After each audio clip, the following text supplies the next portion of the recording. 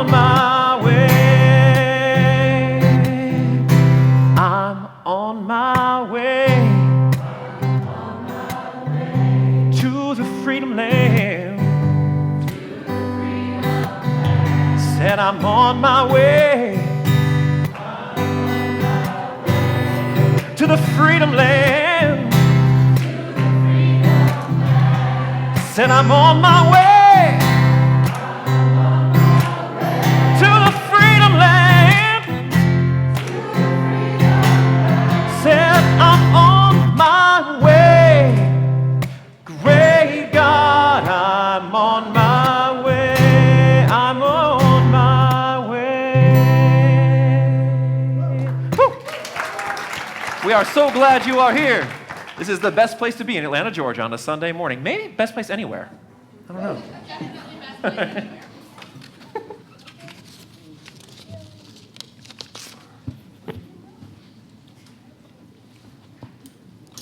Welcome to the Unitarian Universalist Congregation of Atlanta, a beloved community that changes lives.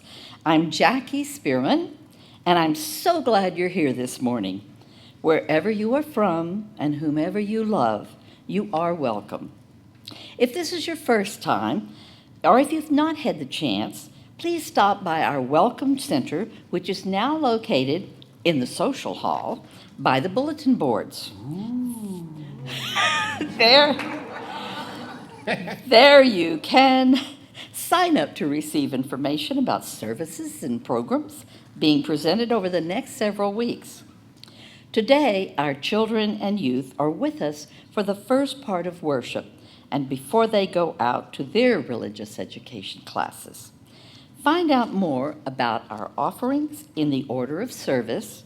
You can also talk to one of the hosts at the RE table in the social hall. After the second service at 12:30 p.m., we offer religious education classes for adults.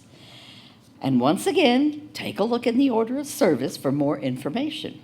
I especially want to highlight our Inquirers class, which is great for people wanting to learn more about this faith community. It meets in room 1, right off the social hall.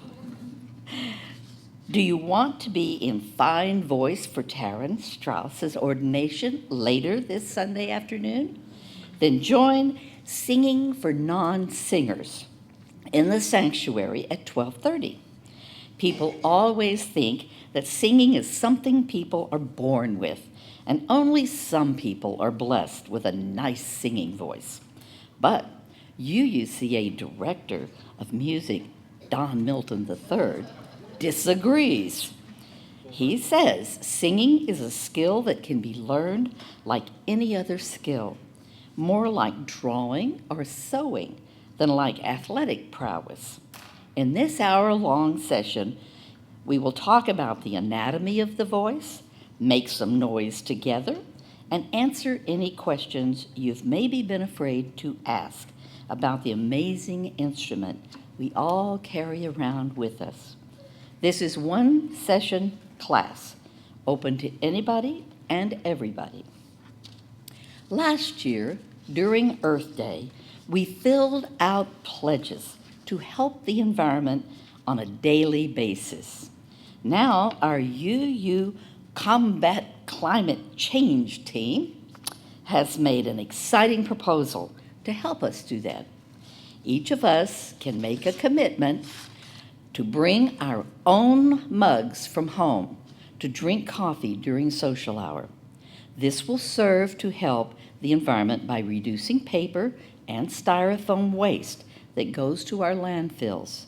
As an extra bonus, there's no need to make a donation for the coffee if you use your own mug.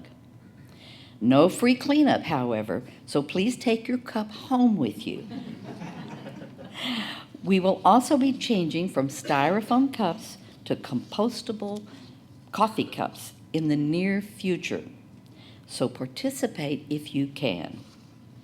I'd like to invite our congregational president, Carol Ann Arvin, to come up and make a special announcement.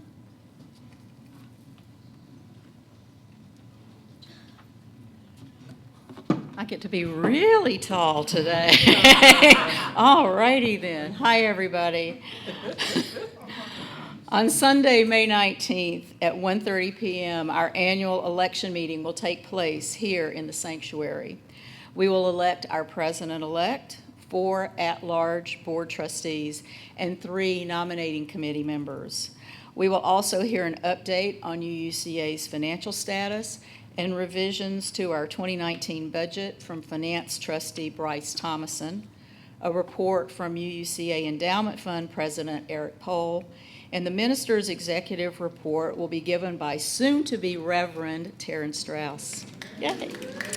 Very soon-to-be. Town hall meetings hosted by the board will be held on Sunday, today, May 5th and May 12th, after first service here in the sanctuary, and on Wednesdays, May 8th and May 15th at 7:30 in the social hall. This provides a chance to meet the candidates and to ask questions in advance of the election meeting, which can help the meeting proceed on schedule and be a positive experience for all.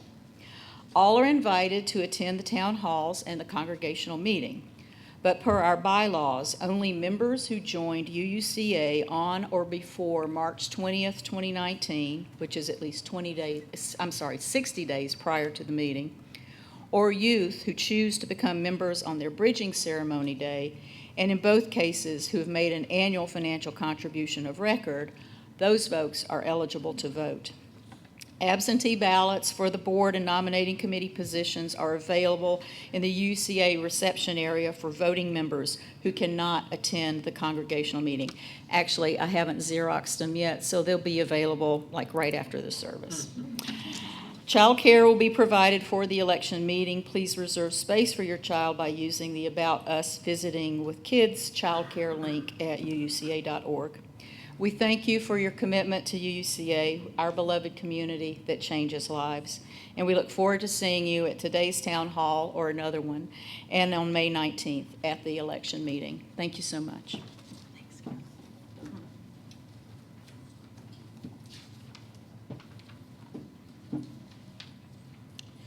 Well, I love this.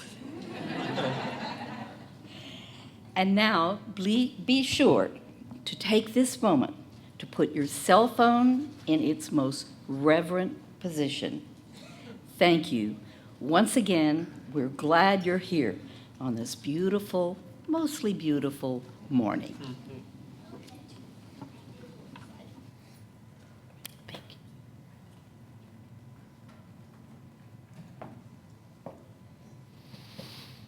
I want to invite you to just take a breath. Release from your shoulders that which needs to be released. You are coming into this space today. Breathe in love. Breathe out peace. Be here now. In the words of Octavia Butler, all that you touch, you change. All that you change changes you. The only lasting truth is change. God is change. Amen.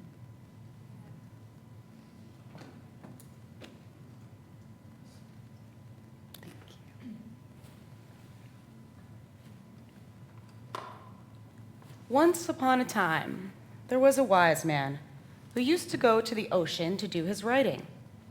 He had a habit of walking on the beach before he began his work.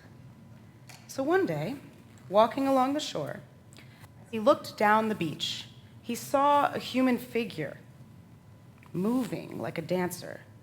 He smiled to think of someone who would dance to the day. So he began to walk faster. And as he got closer, he saw that it was a young man. And he wasn't dancing, but instead he was reaching down to the shore, picking up something, and very gently throwing it into the ocean. As he got closer, he called out, "Good morning. What are you doing?" The young man paused, looked up, and replied, "I'm throwing starfish into the ocean." I guess I should have asked, "Why are you throwing starfish into the ocean?" "Well, the sun is going up and the tide is going out, and if I don't throw them, then they'll die." "But young man, don't you realize there are miles and miles of beach and starfish all along it? You can't possibly make a difference." The young man listened politely, then bent down, picked up another starfish, threw it into the sea past the breaking waves, and said, "It made a difference for that one." His response surprised the man. He was upset. He didn't know how to reply, so instead he turned away and walked back to his cottage to begin his writings. And all day long as he wrote, the image of the young man haunted him. He tried to ignore it, but the vision persisted. Finally, in the late afternoon, he realized that he, the scientist, he, the poet, had missed out on the essential nature of the young man's actions. Because he realized the young man, what he was doing was choosing not to be an observer in the universe, but instead to make a difference. And he was embarrassed. So that night he went to bed troubled. And when the morning came, he awoke knowing he had to do something. So he got up, went to the beach, and found this young man.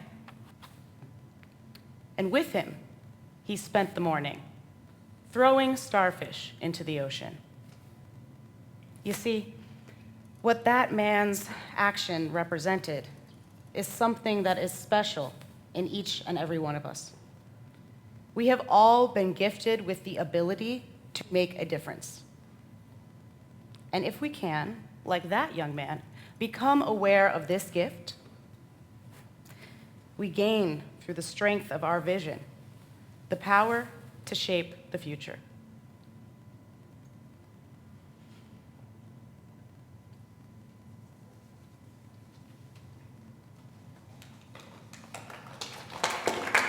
Sit down.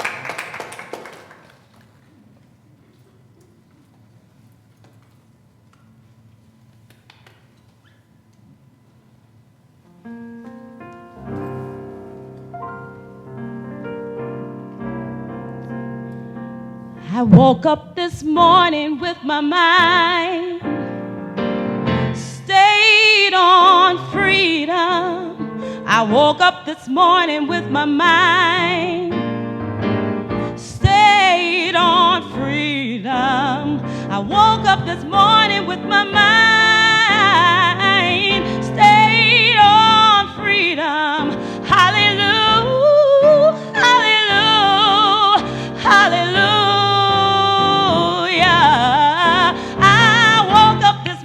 With my mind stayed on freedom. I woke up this morning with my mind stayed on freedom. I woke up this morning with my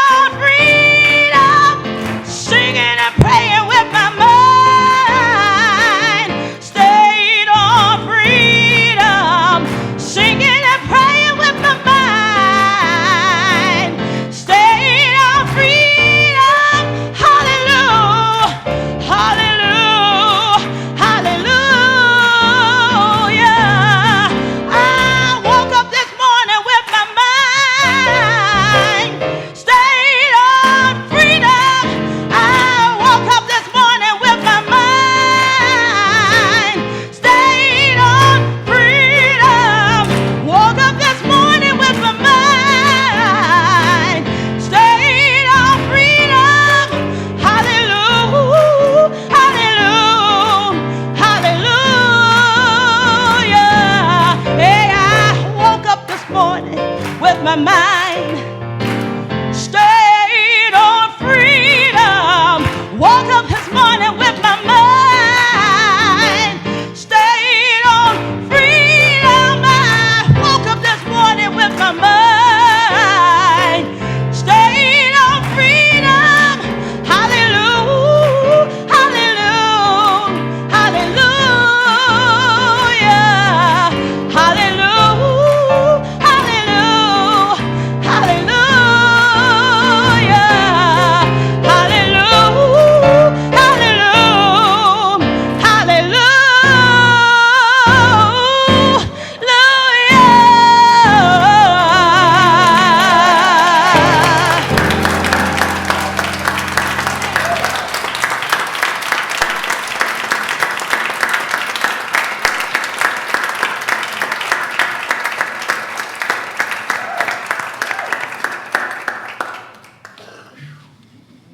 Well, that was good.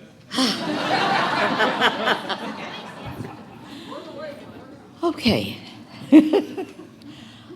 Now, we will have ready for the lighting of our chalice. Let us say the chalice lighting words together.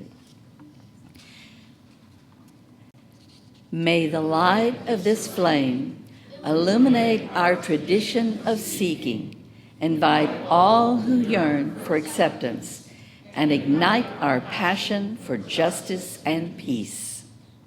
For me today, the light of this flame represents more gratitude than I can express. So much gratitude to Renee, to Don, to Camila, and everyone who came all the way from New York and other places to be with me today, to be with this congregation. It also represents the light of community. So please turn to your neighbor now, greet them, welcome them into this space with a handshake or a hug. Yes. Yes.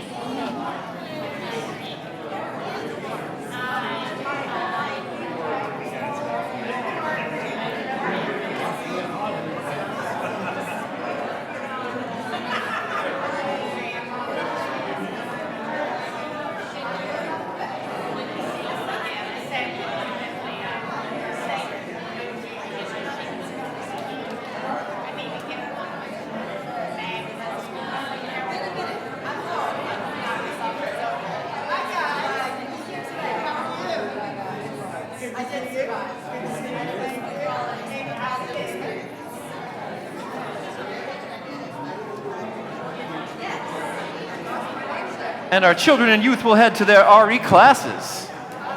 I'll take a hug first, of course.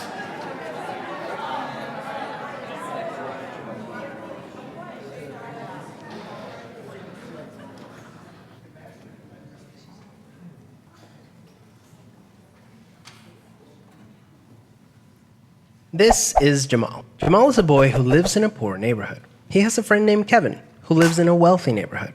All of Jamal's neighbors are African American, and all of Kevin's neighbors are white. Because Jamal's school district is mostly funded by property taxes, his school is not very well funded. His classrooms are overcrowded, his teachers are underpaid, and he doesn't have access to high-quality tutors or extracurricular activities. Kevin's school district is also funded by property taxes, so his school is very well funded. His classrooms are never crowded, his teachers are very well paid, and he has access to high-quality tutors and lots of extracurricular activities. Kevin and Jamal live only a few streets away from each other. So how come they're growing up in such different worlds with such different opportunities for success? The answer has to do with America's history of systemic racism. To understand it better, let's look at what life was like for Kevin and Jamal's grandparents. Decades after the Civil War, many government agencies started to draw maps dividing cities into sections that were either desirable or undesirable for investment. This practice was called redlining, and it usually blocked off entire black neighborhoods from access to private and public investment. Banks and insurance companies used these maps for decades to deny black people loans and other services based purely on race. Historically speaking, owning a home and getting a college education is the easiest way for an American family to build wealth. But when Jamal's grandparents wanted to buy a house, the banks refused because they lived in a neighborhood that was redlined. So Jamal's grandparents were not able to buy a home, and because colleges could prevent them from attending through legal segregation, their options for higher education were really scarce. Kevin's grandparents, on the other hand, got a low-interest loan to buy their first house and got accepted into a handful of top universities, which traditionally only accepted white students. This opened up a wealth of opportunities that they were able to pass on to their kids and grandkids. Even as late as the 1980s, an investigation into the Atlanta real estate market showed that banks were more willing to lend to low-income white families than to middle or upper-income African American families. As a result, today, for every $100 of wealth held by a white family, black families have $5.04. A 2017 study confirms that redlining is still affecting home values in major cities like Chicago today. This explains how Kevin and Jamal inherited vastly different circumstances. Unfortunately, the story doesn't end there. A big part of systemic racism is implicit bias. These are prejudices in society that people are not aware that they have. Let's go back to Kevin and Jamal.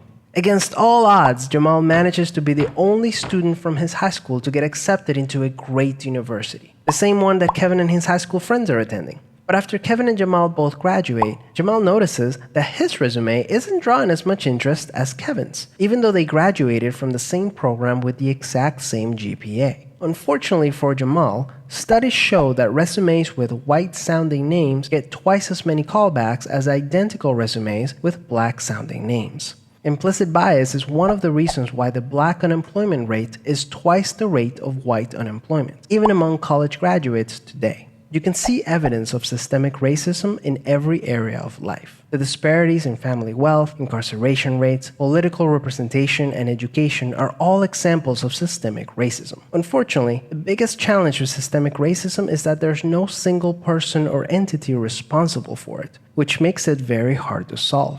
So what can you do? The first thing you can do is work towards becoming more aware of your own implicit biases. What are some prejudices that you might hold that you're not aware of? Second, let's acknowledge that the consequences of slavery and Jim Crow laws are still affecting access to opportunity today. As a result, we should support systemic changes that create more equal opportunities for everyone. Increasing public school funding and making it independent from property taxes would be a great start, so that poor and wealthy districts can receive equal access to resources. Systemic problems require systemic solutions. Luckily, we're all part of the system, which means that we all have a role to play in making it better. Peace.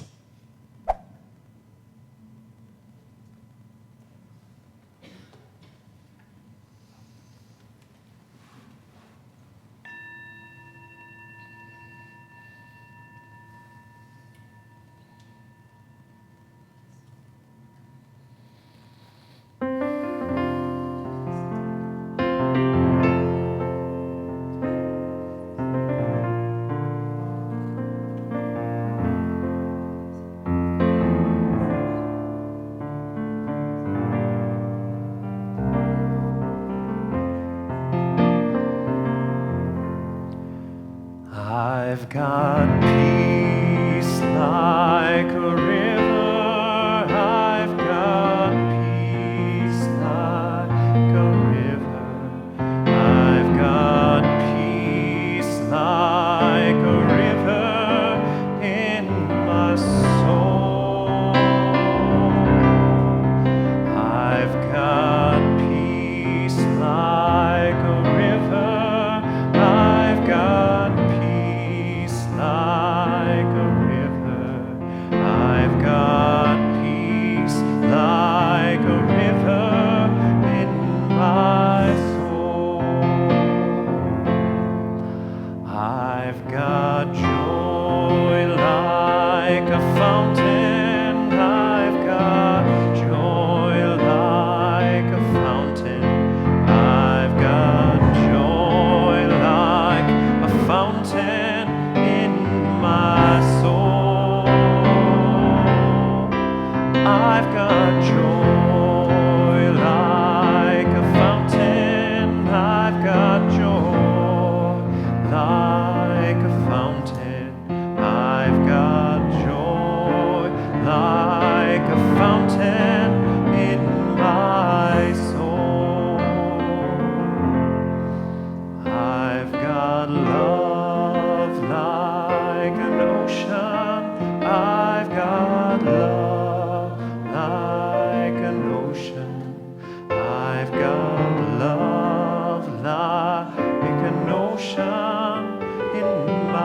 soul. I've got love like an ocean. I've got love like an ocean. I've got love like an ocean in my soul.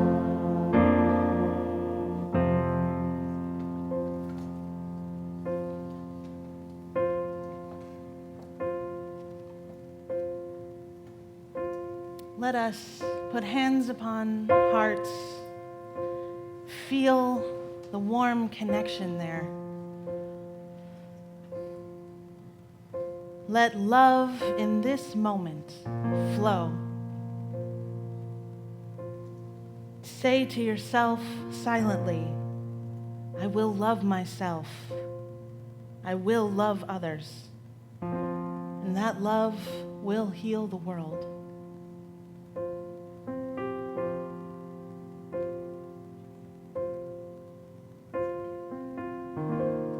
And now we hear the joys and sorrows of our beloved community. We send our love and our healing thoughts to Joyce Barron, who has been ill recently.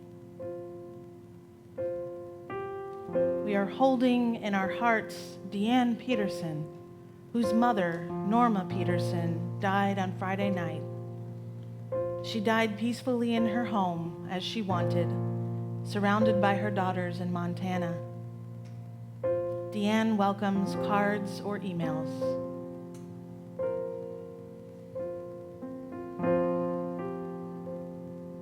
At this time, I invite you to say out loud the names of people you are holding in your heart this morning.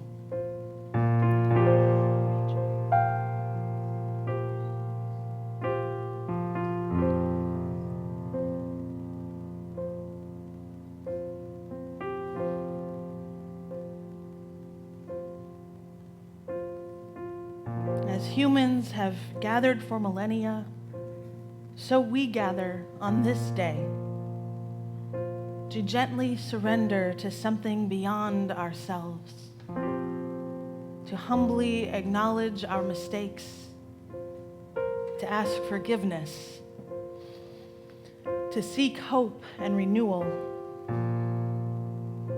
to honor the earth that supports and sustains life, and to remember that all beings are inextricably and mysteriously connected, to feel that connection. Now we still our bodies, we still our minds. We take in a big breath and exhale. We relax into this space that our intentions make sacred. We enter into the wise silence.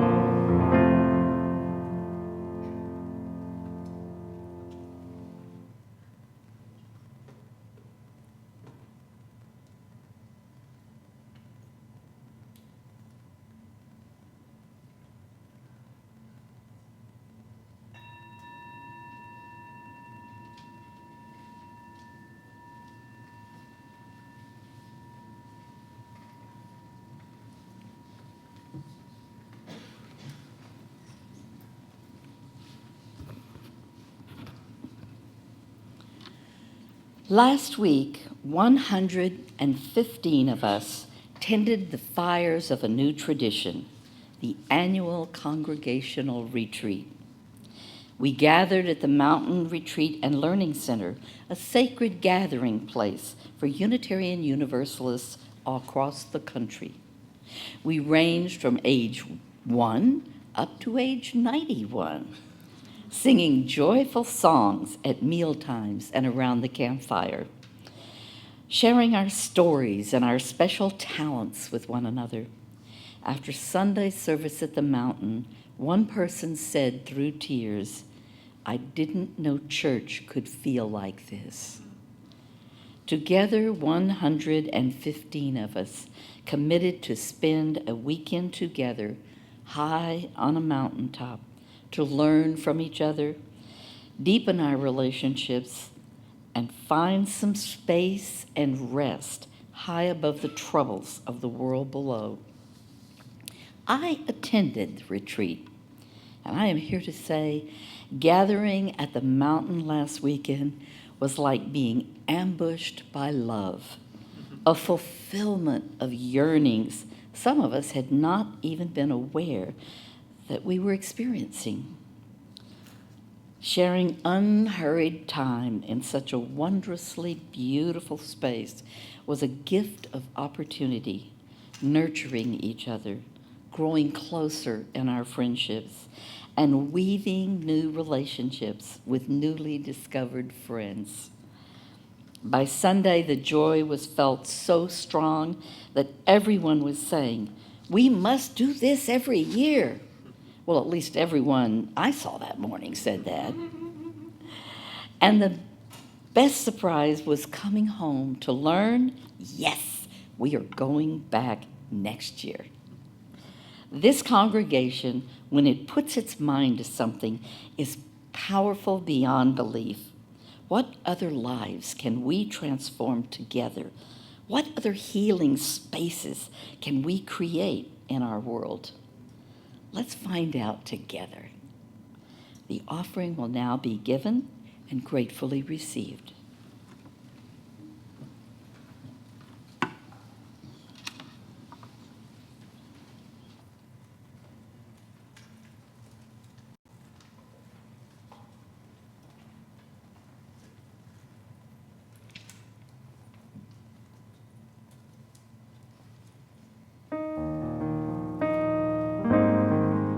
Imagine there's no heaven. It's easy if you try. No hell below us, above us only sky. Imagine all the people living for today. Imagine there's no countries.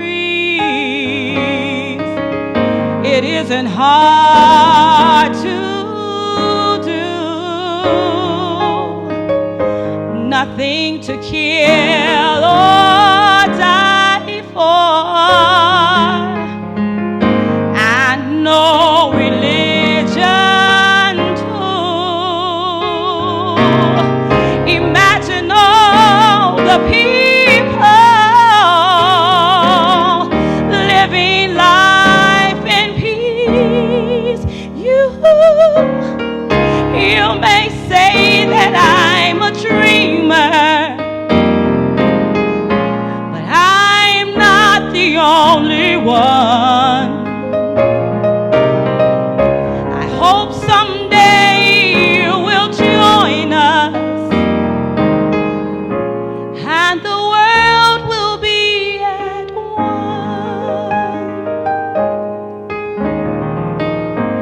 Imagine no possession. I wonder if you can. No need for greed or hunger. boyhood of man. Imagine all the people sharing all the world. Imagine there's no hatred, no condemnation too, no seeing life just in a mirror, no pointing fingers at you. Imagine all the people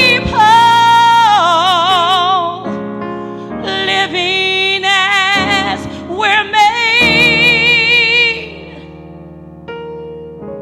You may say that I'm a dreamer,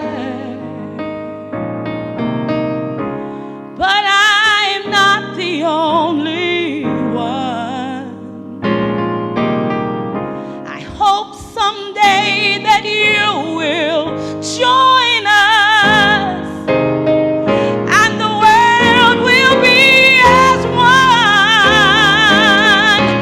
and the world will be as one, and the world will be as one.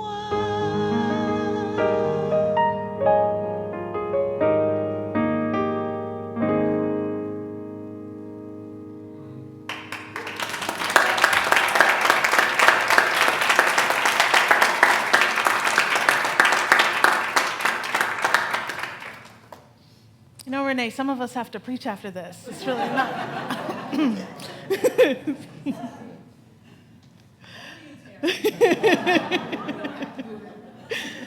What a tremendous blessing it is to be a part of this place.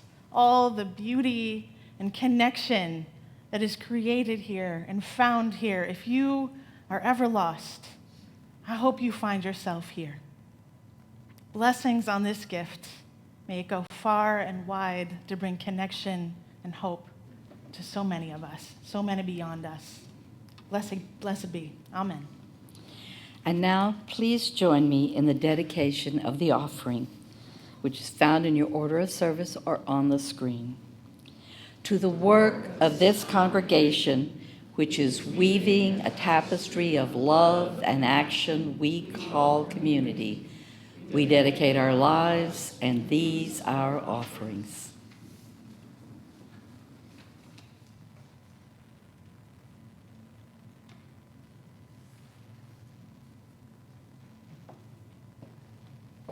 I don't know if you know this, but on this day, 200 years ago, someone else was ordained into the Unitarian ministry. Jared Sparks, a former carpenter and later a Harvard-educated minister, became the first pastor of the newly organized First Independent Church of Baltimore, serving from 1819 to 1823. It later was known as the First Unitarian Church of Baltimore in the same historic building where it now stands. At Sparks' ordination on May 5th, 1819, I say May 5th, 1819, 200 years ago, Dr. William Ellery Channing of the Federal Street Church in Boston delivered his seminal treatise, Unitarian Christianity. You ever heard of Unitarian Christianity before? That sermon, that famous sermon, it later became known as the Baltimore Sermon. Channing's sermon clearly laid out the innovative principles for the developing theology and philosophy that became Unitarianism. By 1825, these principles led to the founding of the American Unitarian Association. The distinction between a Unitarian Christian and a Trinitarian Christian is perhaps best explained by the distinction Unitarians often make between the religion of Jesus, Unitarianism, and the religion that Jesus taught, and the religion about Jesus, the one that centers on who Jesus was, Trinitarianism. To the extent that there is a Christian in me, it is decidedly the religion of Jesus. Channing insisted Jesus' humanness, I say Jesus' humanness, made him no more or less divine than any other human, filled with God's Spirit as we all are. But what Jesus did with that holy blessing was greater than any other human on earth, according to Channing. Channing's eloquence, his charisma, and theological depth shook the foundations of the liberal anti-Trinitarians of the time up in Boston and caused them each to wrestle with the Unitarianism or to succumb to its incisive call to the divine goodness of all people and the endless possibilities of human progress. This was a significant moment for Unitarianism and for Congregationalism in the northeastern United States at this time, which was still forming, right? A formation that aligned with the early days of the American civic experiment with manifest destiny and a slave-based economy. The history of our Unitarian faith, you see, is theologically linked to these innovations in human progress. And as a denomination, we are now in the process of reckoning with our beginnings and with the tendencies of our early heroes such as Channing and even Theodore Parker, who were great speakers. They brought their intellectual prowess to preach abolition, but did very little to overturn the slavery economy. They did very little to assist in freeing slaves. In his book, in fact, titled Slavery, Channing states that he approves of the abolitionist cause, but he feels they have done wrong. He says, they have fallen into the common error of enthusiasts, that of talking too narrow views, of feeling as if no evil existed but that which they opposed, and as if no guilt could be compared with that of countenancing or upholding it. He condemns the abolitionists even further by arguing another objection to their movement is that they have sought to accomplish their objects by a system of agitation. That is, by a system of affiliated societies gathered and held together and extended by passionate eloquence. Truth can hardly be heard unless shouted by a crowd. In this, it is clear Channing did not agree with the more boisterous nature of the abolitionist movement, the passion, single-mindedness of that movement, which was to abolish slavery. Now, I've heard many UUs today give a similar critique of Black Lives Matter and Black Lives of Unitarian Universalism. This critique is not new. You can see now. These ideas, this critique is 200 years old, rests even in Channing, who we uplift. Channing would rather have seen a gradual emancipation through education and personal transformations than through movements that directly confronted chattel slavery. He wrote, one of the errors of the abolitionists has been the adoption of immediate emancipation as their motto. It is clear, you see, that Channing did not see Africans and African Americans now as equal to whites, but he also abstained from fully supporting abolitionism because it had offended his tendency to want to ponder the good. I say it offended his tendency to want to ponder the good. And too many abolitionists were fiercely enthusiastic, impatient, and supported immediate emancipation. He remained aloof in his intellectual exploration of slavery. Immediate emancipation was wrong to him because Africans, he felt, were incapable of immediate self-governance. And those who felt passionately about the abolitionist cause offended his sensibilities of how to oppose an unjust institution politely.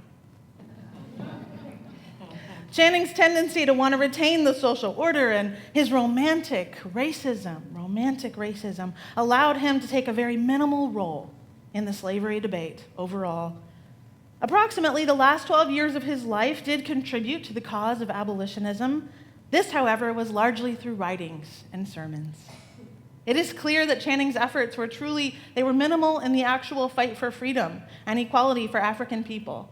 His prejudices, his assumptions, and his lack of vision are a warning to all Unitarian Universalists in today's age. Modern Universalist theologian Rebecca Parker who we've been talking about recently, she notes that theology can bless our ignorance. It can also disconnect us from seeing reality, and it can stand in our way of doing justice. It can. If our theology focuses only on humanity's progress and essential goodness, we may gloss over the evil we are capable of committing. But she also notes theology can open our eyes. She does draw from William Ellery Channing's theology of the wonderful array of human power as a reflection of our creation in God's image, of our divine possibility. Our whole being is divine, and unfolding our power is our reason for being. Channing came to realize the social implications of that theology. Anything that gets in the way of that unfolding is a way of killing God. Slavery, Channing came to see, was an evil because it kept slaves from coming into the fullness of divine living. So you see, Channing, like any of us, was not all good, and he was not all bad. He contained multitudes, hypocrisies, beautifully expressed aspirations, adherence to a dehumanizing status quo. As UUs, Rebecca Parker notes, we value those who stand against their culture with open eyes, people who see more clearly and who dare to say what they see. She also points out Channing's congregation had rejected even his analysis, his intellectual analysis of slavery. And she asks the institutional question, what would have transformed Channing's congregation? What the collective community knows and recognizes is also important because people learn and are supported in community. She shared a powerful story about a congregation, a UU congregation on the West Coast, faced with the government's intended internment of a Japanese family and the seizure of the family's farm during World War II. The leaders of that congregation offered to buy the farm for $1, preserve it and maintain it until the family was released, and then sell it back to them for that same dollar. This saved the family's farm, illustrating that when a community knows and acts and keeps faith, it can disrupt the power of ignorance and the power of silence to destroy. Yes, it can. Knowledge, Parker says, allows us to disrupt injustice. To know is to love. Yet, knowledge of systemic racism, well, it's just not enough. I could stand here and I could give you more statistics that would plunge you into devastation and hopelessness about the number of Black people and Latinx people living under the poverty line and how that number has not changed farther than 1 percentage point in the last 4 decades. I could tell you about how home and land ownership remains elusive, more elusive to Black and brown people than ever. You may gasp in shock and dismay and shake your head and wonder what you could possibly do to disrupt an economy whose skeletal structure was built on chattel enslavement of Black people from Africa and genocide and stolen land from indigenous brown people in America. Knowledge alone is not justice. Knowledge alone is not justice. This has been a big week for theologians. April 28th was the 1-year anniversary of Reverend Dr. James Cone's death. He was the father of Black liberation theology and my first professor of systematic theology. He changed my life, and he did love his students using knowledge and passion and righteous anger. That is how he loved us. Saying there is no justice without memory, James Cone suggested that silence is racism's best friend.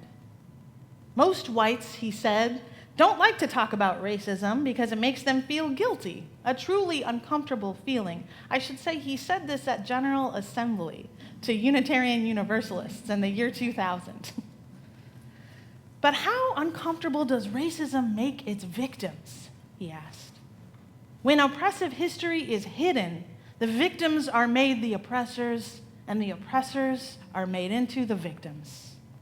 Now we see that playing out in many places in our nation and our world today. James Cone said, no one can be neutral or silent in the face of this great evil. We are either for it or against it. At the UU General Assembly in the year 2000, Cone challenged the Unitarian Universalists to develop an enduring race critique embedded in our faith, and to make the analysis so explicit that no one can avoid talking about it. 19 years later, we are getting a little closer to having an essential racial analysis as part of our central theology. Soon, at General Assembly, I think it's the following year, we will vote on the adoption of an 8th UU principle, which, like all of our UU principles, is a mouthful. The 8th UU principle: we, the member congregations of the Unitarian Universalist Association, covenant to affirm and promote journeying toward spiritual wholeness by working to build a diverse, multicultural, beloved community by our actions that accountably dismantle racism and other oppressions in ourselves and in our institutions. So what does that actually look like in our daily lives? I mean, which starfish do we pick up and save? Some of you may know this, but we have a resident living in our new property at 2650 North Druid Hills Road. He's been there for a long time, since before we bought the property. Now remember, we don't live there yet. We own a lot of usable land and a building at a time when over 300 people are homeless on any given night in DeKalb County, and over 3,000 people are homeless on any given night in the city of Atlanta. We may not be able to house all 3,000. If you are thinking, well, this property is ours, let's call the police and get them out of there, then I would like to invite you to join the moral imagination that will help us endure this time we are living through. We are not in a position today to be a sanctuary congregation for someone, but we do not have to call the police on our guest. We can build a relationship with him, find out what he needs. We can find a way to meet those needs with the incredible resources of this community. We can be even more than that. Do you remember a few weeks ago, right up here, I told you the story of how in the formation of the Black Lives Matter movement in 2014, my seminary in New York City took over a classroom in our building, and we turned it into a hub for pain, for ideas, for support, for activism. I told you that story for a reason. UUCA can become a hub, healing the wound of poverty in Atlanta. We can do this. It won't happen overnight, but I believe we can be the hub our community desperately needs. Are you with me? Yeah. Can we do this? Amen. I said this has been a big week for liberal theologians. It's been a hard week, too. Yesterday, the world lost an exceptional light and a child of God, the theologian Rachel Held Evans, a young, brave Christian woman of valor who challenged the hypocrisies of literal biblical interpretation and evangelical theology from within evangelicalism. She succumbed to complications after fighting off a brief but serious infection. She was only 37 years old, had so much more work to do and her babies to raise. Rachel had something to say to us about how we might confront poverty in Atlanta. She wrote, "What I love about the ministry of Jesus," Rachel writes, "is that he identified the poor as blessed and the rich as needy, and then he went and ministered to them both. This, I think, is the difference between charity and justice. Justice means moving beyond the dichotomy of those who need and those who supply and confronting the frightening and beautiful reality that we desperately need each other. See, we can bless Channing and his fervor for us to be the religion of Jesus, not the religion about Jesus. And so we must take on a rigorous and enthusiastic, enlivening moral theology. We cannot succumb to those who bought and sell Christianity for political gain, and nor can we yield the moral high ground because we're angry with them. Deep religious and moral values have been the backbone of every great progressive movement. Prophetic imagination must come before we see political implementation. Prophetic imagination must come before we see political implementation. When the social gospel looked at children dying from child labor and people dying without labor rights and people in slums and poverty not having a minimum wage, they asked, what would Jesus do? So if you find yourself, like we do in my house sometimes, some nights, falling into a depressive, anxious slumber after an evening of shock and horror at the day's news, well, that is a blessing. If you have noticed yourself talking more with your conservative neighbors while hiding from your conservative family members, well, that is a blessing. If you work hard for an invigorating, exciting protest at the state capitol, maybe you get arrested there only to return the next day to feelings of confusion, isolation, and overwhelm, that too is a blessing. If you feel uncomfortable in the places where you used to feel comfortable, that is most definitely a blessing. It's a blessing because you are becoming, as Dr. Martin Luther King would say, creatively maladjusted to daily life in America. And it does not feel good. The moment has arrived to decide what we are going to do with our creativity and our maladjustment. Which starfish will you pick up and release into the ocean with your own two hands? And mistakes will be made. You know this. We will miss the mark. You will wrestle with your discomfort.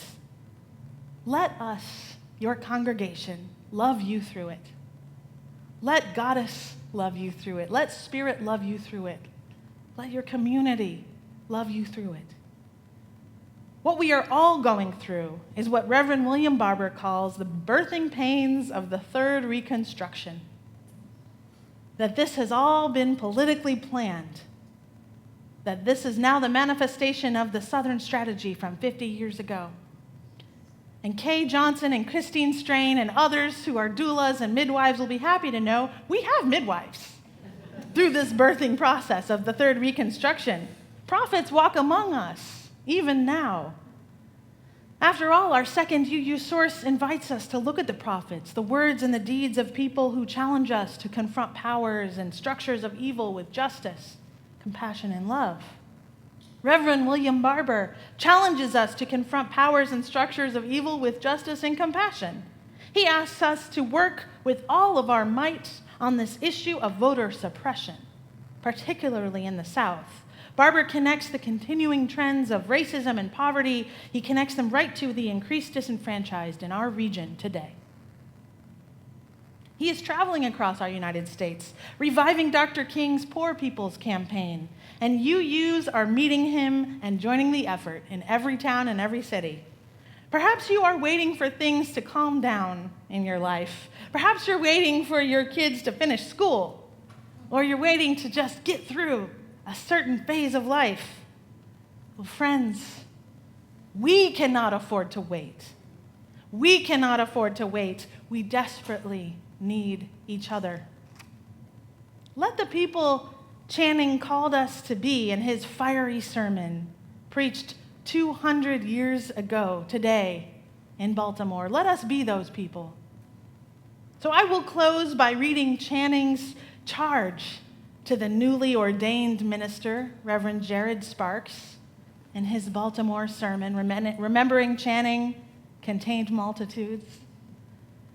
Channing wrote to him, "If any light can pierce and scatter the clouds of prejudice, it is that of pure example. My brother, may your life preach more loudly than your lips. Be to this people a pattern of all good works. And may your instructions derive authority from a well-grounded belief in your hearers, that you speak from the heart, that you preach from experience, that the truth which you dispense has wrought powerfully in your own heart, that God and Jesus and heaven are not merely words on your lips, but most affecting realities to your mind and springs of hope and consolation and strength in your trials. Thus laboring, may you reap abundantly and have a testimony of your faithfulness, not only in your own conscience, but in the esteem, love, virtues, and improvements of your people. May it be so. Amen.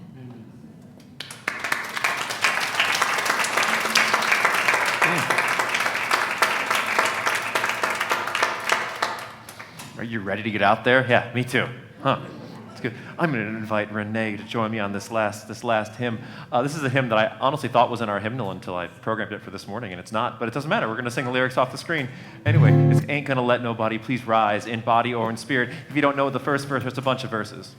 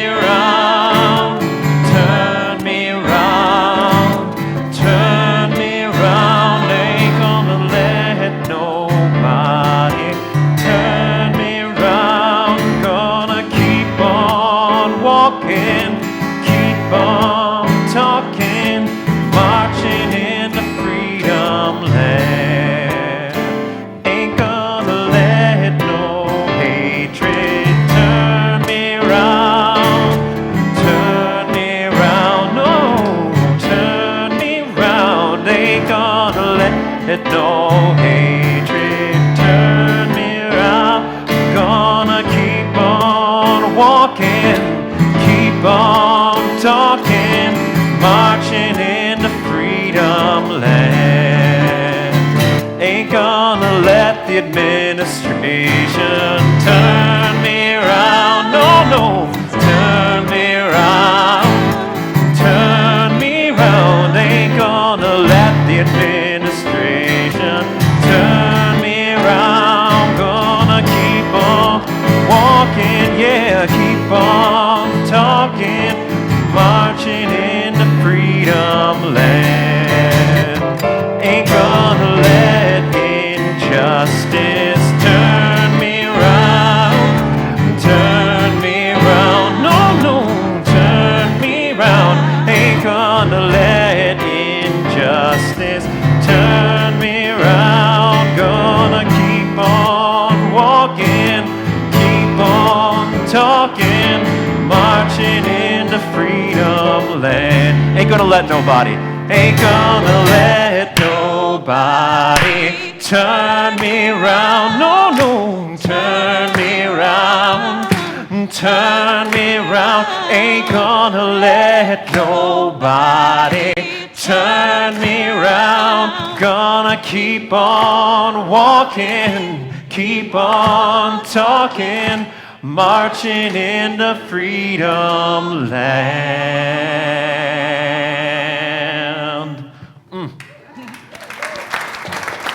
Won't you please stay standing in body or in spirit and join hands for our benediction.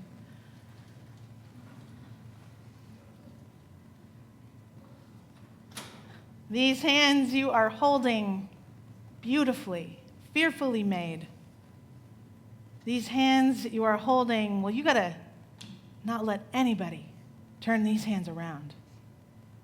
Don't let anybody turn this person next to you around. Because we're gonna march into freedom land together, feeling the connection that we need each other. This is not something we can do alone. So don't let anybody turn these hands around. That's your job. Go in peace. Be well. Blessed be.